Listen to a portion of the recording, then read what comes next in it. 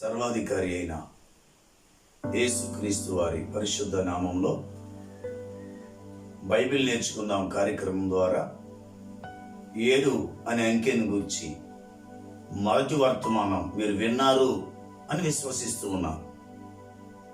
రెండవ వర్తమానాన్ని 7ను గురించి మీతో మాట్లాడడానికి ప్రభు సహాయం చేయునుగాక. మొదటి వర్తమానంలో 5 విషయాలను దేవునికి 7కి ఉన్న దగ్గర సంబంధాన్ని జ్ఞాపకం చేశాం. రెండవ వర్తమానంలో 7ను గూర్చిన కొంతమంది భక్తులకు ఉన్నటువంటి ఆ యొక్క సంబంధం, 7కి బైబిల్లో ఉన్న ప్రాముఖ్యతను గురించి మీతో మాట్లాడడానికి ఇష్టపడుతూ ఉన్నాను. మొదటిగా యోధా పత్రిక 1:14 వచనంలో ఆదాము మొదలుకొని 7వ వాడైన హానోకు అని రాయబడింది.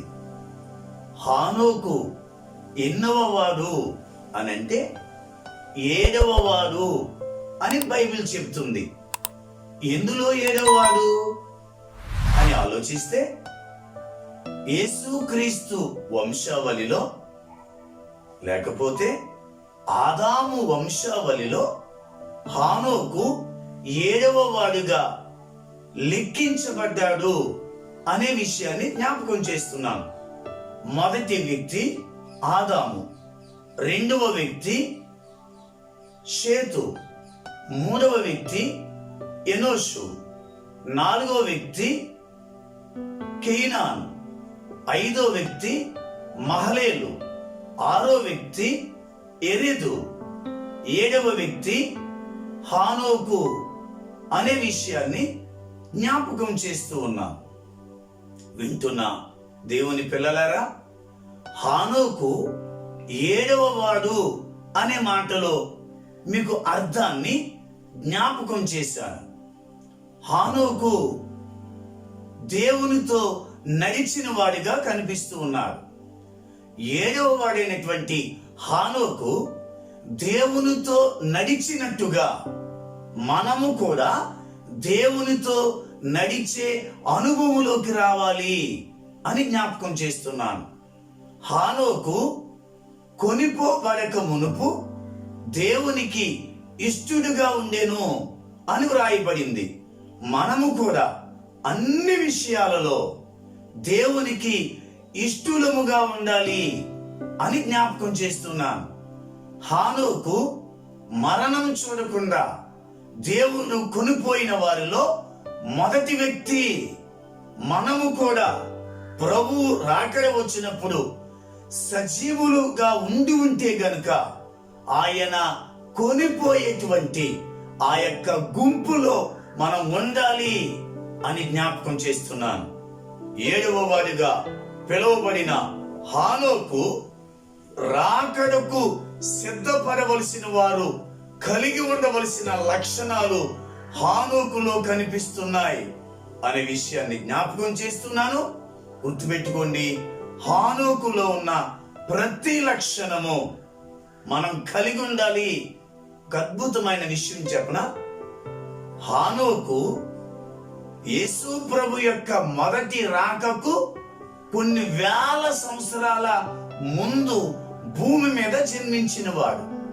అలాంటి హానోకు యేసు ప్రభు యొక్క రెండవ రాకడను గూర్చి ప్రవచించిన వాడు. దేవునికి మహిమ కలుగును గాక. హానోకు ఓ మంచి ప్రవక్తగా మనం చూడగలం. రెండవ రాకడను గూర్చి హానోకు ప్రవచించాడు. ఆ యొక్క రాకడ కొరకు మనము సిద్ధపడాలి అనే విషయాన్ని జ్ఞాపకం చేస్తున్నా. అన్నిటికీ సిద్ధపడుతూ ఉన్నావు. రాకడకు కూడా సిద్ధపడే వ్యక్తిగా ఉండాలి అనే విషయాన్ని జ్ఞాపకం చేస్తున్నా. రెండో విషయం, 7ను గురించి మనం జాగ్రత్తగా ఆలోచన చేయగలిగితే నిర్గమాకాండములో 2వ అధ్యాయంలో ఇత్రో అనేటువంటి ఒక యాజకునికి 7 కుమార్తెలు కలరు. 7 దేవుడే ఇచ్చాడు. 7 దేవుడే పెంచి పోషించాడు. 7 దేవుడే మంచి మంచి భవిష్యత్తును అనుగ్రహించాడు. కొంతమంది 4 కుమార్తెలు అని బాధపడుతూ ఉన్నారు. 3 కుమార్తెలు, 2 కుమార్తెలు, అందరూ ఆడపిల్లలే అని బాధపడుతూ ఉన్నారు. అలా బాధపడుతున్న వారితో ఒక విషయాన్ని పంచుకుంటున్నా. ఇత్రోకి 7 కుమార్తెలనిచ్చి పోషించి పెద్ద చేసి వివాహాలు జరిగించిన దేవుడు నీ కుమార్తెలను కూడా విడిచిపెట్టడు. అందరూ ఆడపిల్లలని బాధపడుతున్న ఓ ప్రియ చెల్లి, ప్రియ సహోదరి, నీ కుమార్తెలను దేవునిలో పెంచు, దేవుని మార్గంలో పెంచు, దేవుని మందిరంలోకి వెళ్తూ పెంచు, దేవుని వాక్యములో పెంచు. ఆ ఆడపిల్లల ద్వారానే నీకు పేరు రాబోతుంది. దేవుడు నీ ఆడపిల్లలను వాడుకోబోతున్నాడు అని జ్ఞాపకం చేస్తూ, ఆడపిల్లలు అని దిగులు పడకుండా ఉండాలి అనే విషయాన్ని జ్ఞాపకం చేస్తూ ఉన్నా. 3వ విషయం, 7వ దినమున దేవుడు విశ్రాంతి తీసుకున్నాడు అని మొదటి వర్తమానంలో చెప్పాం కదా. దేవుడు విశ్రాంతి తీసుకున్నాడు అనేటువంటి సంగతిని ఆదాముకు చెప్పలేదు, హానోకుకు, నోవాహుకు, ఏర్పరచబడిన అబ్రహాముకు, ఇస్సాకు, యాకోబులకు ఎవ్వరికీ ఈ విషయం చెప్పలేదు దేవుడు.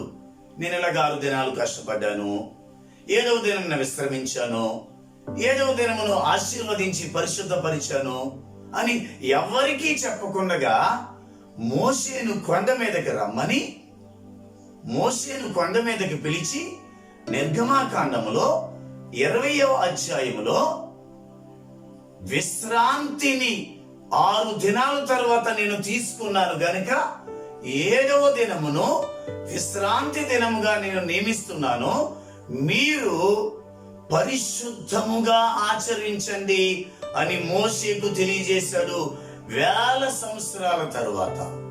అవును, ఆ విశ్రాంతి దినమే యేసుక్రీస్తు వచ్చే వరకు కూడా యూదులు, ఇశ్రాయేలీయులు ఆ విశ్రాంతి దినమునే ఆరాధించేవారు.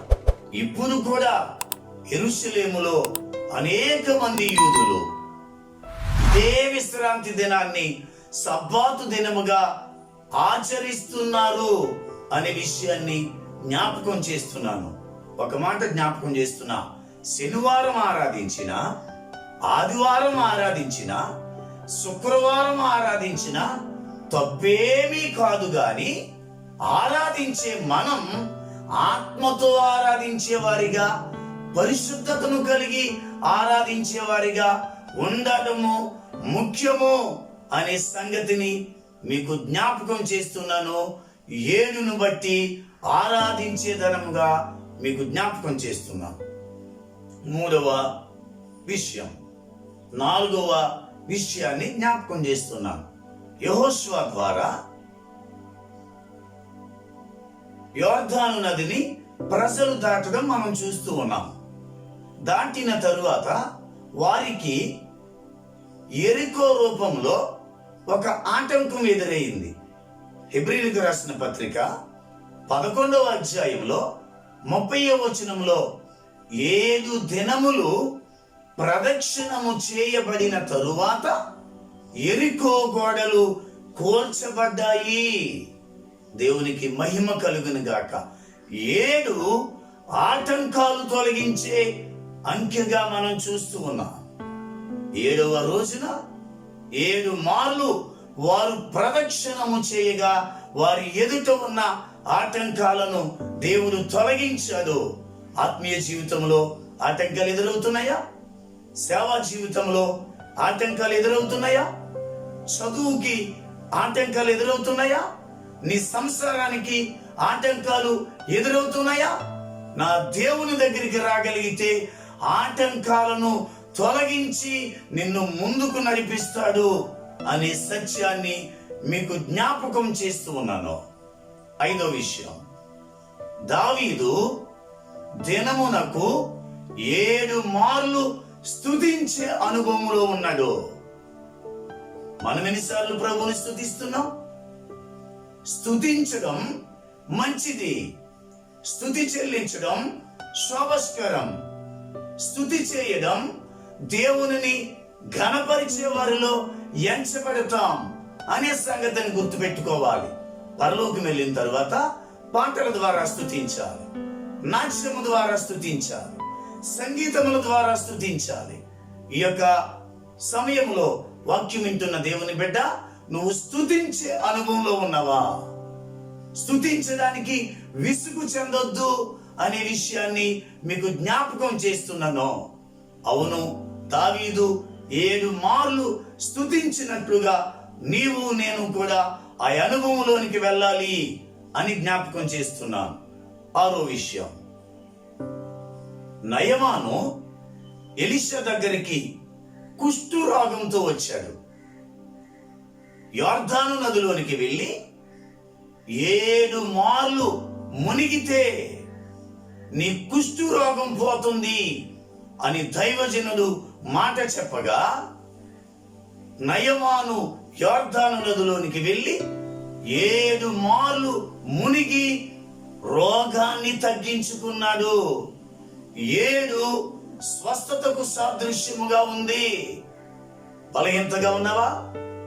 అనారోగ్యంతో ఉన్నావా? డాక్టర్లు బ్రతకులు అని చెప్పారా? జీవితాంతకాలం మందులు వాడాలని చెప్పారా? కొన్ని నెలల్లో చనిపోతావని చెప్పారా? ఒక శుభవార్త, 7కు సాదృశ్యమైన యేసు ఉన్నాడు. యేసు దగ్గరికి రా, నిన్ను బాగు చేసి పంపించగలరు అనే విషయాన్ని జ్ఞాపకం చేస్తూ ఉన్నాను. నేను ముగింపులోకి వస్తున్నాను. 7ను గూర్చిన 2వ వర్తమానం. అంత మాత్రమే కాదు, 5 రొట్టెలు 2 చిన్న చేపలు మొత్తం కలిపితే 7. 2వ మారు ఇవి పెట్టినప్పుడు, మొదటి మారు ఇవి పెట్టినప్పుడు 12 గంపలు మిగల్చబడ్డాయి. 5 రొట్టెలు 2 చిన్న చేపలు 7 పదార్థాలుగా మనకు కనిపిస్తూ ఉన్నప్పుడు 7 అనేటువంటిది సమృద్ధినిచ్చేదిగా కనిపిస్తూ ఉంది. పేదరికంలో ఉన్నావా? అప్పుల్లో ఉన్నావా? అనారోగ్యంతో ఉన్నావా? ఇల్లు అమ్ముకోవాలి, స్థలాలు అమ్ముకున్నా, వెండి బంగారాలు అమ్ముకున్నా నా యొక్క అప్పులు పోవు అని నువ్వు వేదన పడుతూ ఉంటే 7కు సాదృశ్యమైన యేసు ప్రభు దగ్గరికి రాగలిగితే నీ సమస్య ఎంతైనా, నీ సమస్య ఏదైనా, అది ఆర్థిక సమస్య, అది ఏ సమస్య అయినా కూడా నా దేవుడు తొలగించగలడు అనే విషయాన్ని జ్ఞాపకం చేస్తూ ఉన్నాను. 7వ విషయం, క్రొత్త నిబంధనలో సంఘము ప్రారంభించబడిన తరువాత 7 వ్యక్తులను సంఘ పెద్దలుగా నియమించడం జరిగింది. వారు ఆత్మను పొందినవారు, వారు భక్తి కలిగిన వారు, వారు సాక్ష్యం పొందినవారు. ఈ దినాన్న ఆ 7 సంఘ పెద్దలు ఆ సంఘాన్ని వాక్యములో నడిపించారు, ప్రార్థనలో నడిపించారు, ఆ సంఘాన్ని ఆధ్యాత్మికంగా నడిపించారు. ఈనాడు మన సంఘాలలో కూడా సంఘ పెద్దలు భక్తి గల వారిగా ఉండాలి, ప్రార్థనా పరులుగా ఉండాలి, వాక్యమును ఎరిగిన వారిగా ఉండాలి, పక్షపాతం లేని వారిగా ఉండాలి. ఏ సంఘంలో ఎలాంటి సంఘ పెద్దలు ఉంటారో ఆ సంఘం అభివృద్ధి చెందుతుంది, ఆ సంఘం బలపడుతుంది, ఆ సంఘం దేవుని స్వారూప్యంలోనికి మార్చబడుతుంది. 7 సంఘ పెద్దలు, సంఘములో గొప్ప కార్యాలు. అందుకే అన్నాడు, నూనె రాసి ప్రార్థన చేయగలిగితే సంఘ పెద్దలు రోగులను స్వస్థపరుస్తాను అని దేవుడు జ్ఞాపకం చేయడం మనం వాక్యంలో చూస్తున్నాం. ఈ మాటలు వింటున్న దేవుని పిల్లలారా, ఇన్ని సంగతులు 7 గురించి మనం విన్నాం గనుక, ఇన్ని విషయాలు ఏడును గూర్చి మనం జ్ఞాపకం చేసుకున్నాం గనుక ఆ ఏడు యేసు ప్రభువుకి సాదృశ్యముగా ఉంది అని గ్రహించి యేసు ప్రభు దగ్గరికి వచ్చి సంపూర్ణులము కావాలి అని జ్ఞాపకం చేస్తూ నా మాటలను ముగిస్తూ ఉన్నాను. ఏడులో ఉన్న సంపూర్ణత ప్రభువు మనందరికీ అనుగ్రహించునుగాక. ఆమేన్. ప్రార్థన చేసుకుందాం. మహాపరిశుద్ధుడా, పరలోకపు తండ్రి, మీకు వందనాలు. ఏడును గూర్చి 2 వర్తమానాలు వినిపించారు. విన్న బిడ్డలను బలపరచండి, విన్న బిడ్డలను స్థిరపరచండి, సంపూర్ణ స్థితిలోనికి నడిపించండి.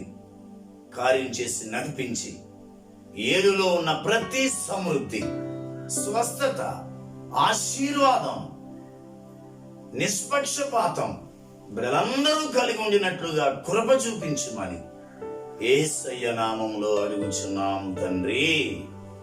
ఆమేన్. అందరికీ వందనాలు.